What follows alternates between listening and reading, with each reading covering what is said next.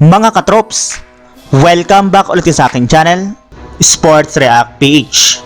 At ngayon nga ay pag-uusapan natin ang balitang bagsak na nga na po ngayon, ang Sacramento Kings.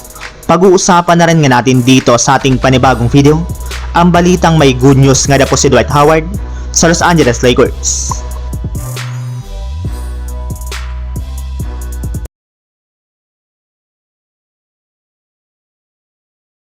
Sinubukan na nga po sana mga katrops ng Sacramento Kings na palakasin ang kanilang lineup sa pamamagitan ng pagkuha kay DeMar DeRozan na nagresulta sa pagkakabuo nila ng isang legit na super team.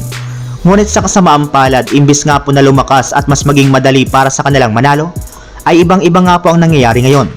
Sa katunayan, isa na nga po ang Kings sa mga pinakakulelat na koponan sa standing sa kanilang record na 9 wins at 12 losses bilang ka-top 12 sa Western Conference.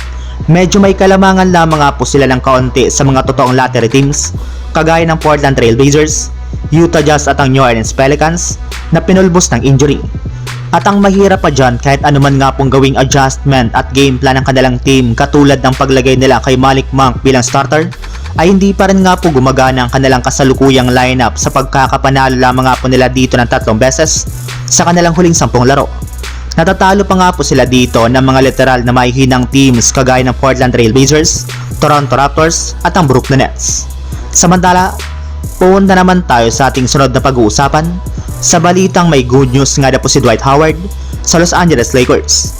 Pagkatapos nga po mga katrops na matalong muli ang Lakers sa kanilang last game laban sa Minnesota Timberwolves, ay maugong na nga pong pinag-uusapan ngayon ang pagkuha ng Lakers kay Dwight Howard.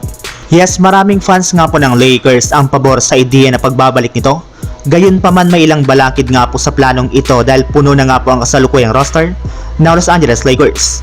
Kailangan nga po nilang magtanggal o mag-trade ng isang manlalaro para magawa ang espasyo para kay Dwight Howard.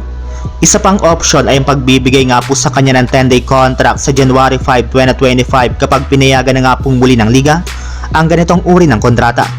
Naniniwala naman nga po si Howard na kaya pa rin nga po niyang magbigay ng malaking ambag sa depensa ng Lakers.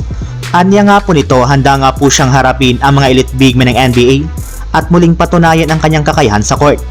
Para nga po sa mga hindi dyan nakakaalam mga katrops, as of now nga po ay nananatili para naman nga po itong unrestricted free agent at wala pa nga po siyang team na sinasalihan o pinapaglaruan. Ibig sabihin, parati pa rin nga po siyang nakahanda at ready kung sakasakali mang tawagin at kunin siya ng Lakers kahit anumang oras ngayong season. So yun lang mga katrops, ang handog kong story ngayong araw.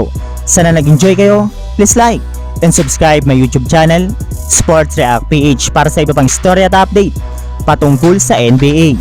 Kita-kits muli sa ating susunod na video.